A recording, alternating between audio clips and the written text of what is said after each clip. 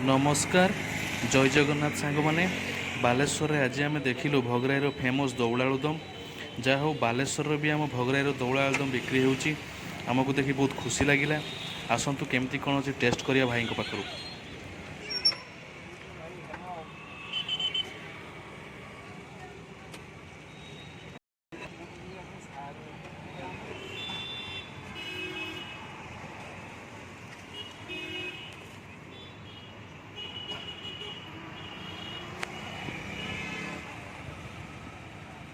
ना खाइबे खाइबे ये कर पैकिंग कर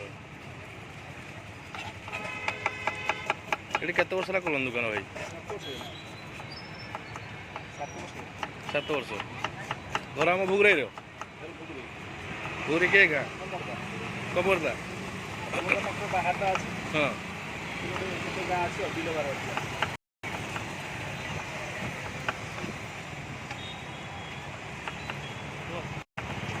तो आलुदम प्लेट केतना नउछु किलो 60 टका ठीक है।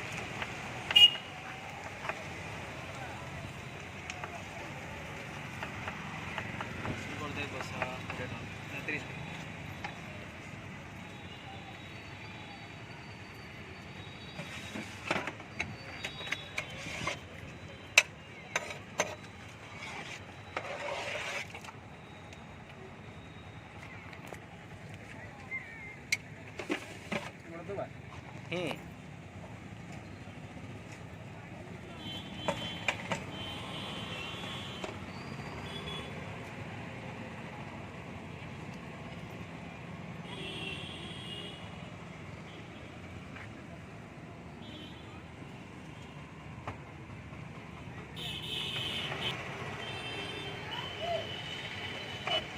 जेतिक आलुदम भाई सब तुम सेलिंग हो जाए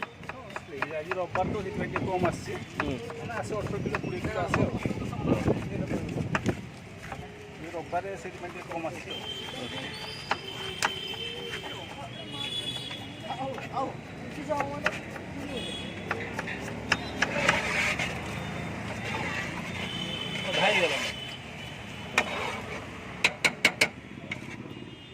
प्राय ये बस बेसी भुवनेश्वर जाए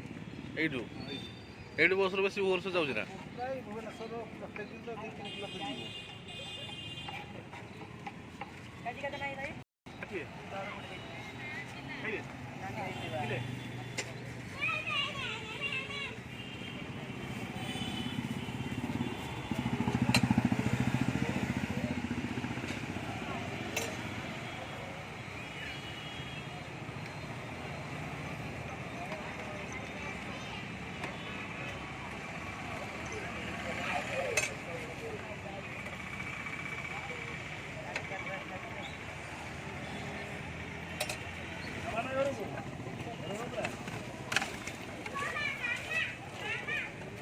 तो मुड़ी आलुदम भी दौच ना मुड़ी आलुदम 30 टका